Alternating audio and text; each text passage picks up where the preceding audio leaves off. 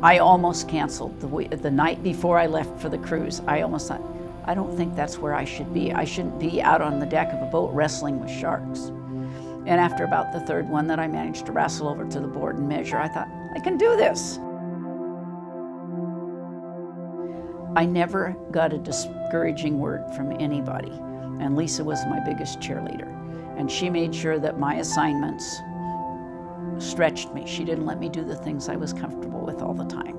Well, it was great too with Barney. She was so engaged and she asked so many questions, and she related to everybody on the boat, not just the scientists, all the crew. Everybody loved Barney and everybody wanted to help her and teach her things. And we talked about, we have a lot of common interests outside of the actual Teacher at Sea project, and we've stayed friends since then. I said to Noah, I wish my class could meet her. And the Teacher at Sea people said, when would you like her to come? We'll bring her out to your class. And so when I emailed her to tell her that, she said, good, I'll bring some sharks.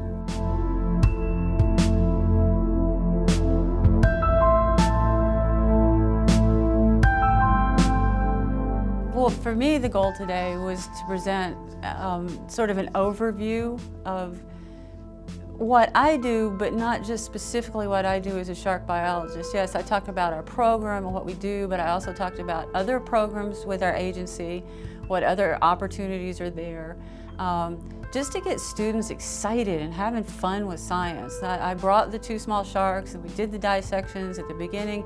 Some of the students says, oh, that stinks, I don't want to touch it, that's nasty.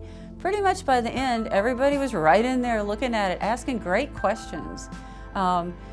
I like getting kids excited about science because I love science, and I love to see that. Coming up to me, thanking me, said, I want to be a scientist when I grow up. I mean, that's sweet. A few years before I started, even considered Teacher at Sea, I had talked to my principal and said, I don't think kids are learning the way we teach them. I think kids need more active involvement. They need something that helps make meaning of what they're learning. I'd like to try an applied learning program. She was at a point in her career where if she did not do something like this, she may have moved out of the field or moved on from the field. This was early on in my work with Barney that she saw the Teacher at Sea program and ventured into it.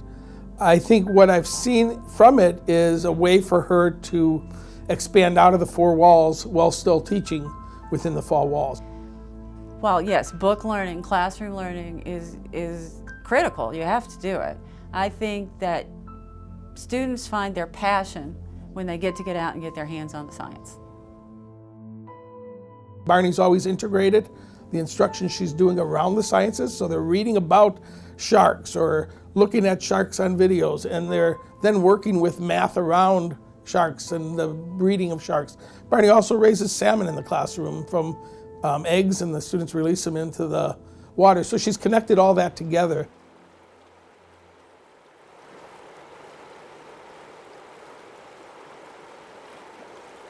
Sometimes it's reshaping the perception that people have of teachers. We're not people that are comfortable, that sit in a classroom and read plan books and tell kids what to do and open their heads and pour in what we know. Teachers are people who learn and grow all the time and go out and research and take new experiences back to their students and are always looking for ways to make learning more meaningful. You know, it's just that extension and finding a way that their knowledge has value.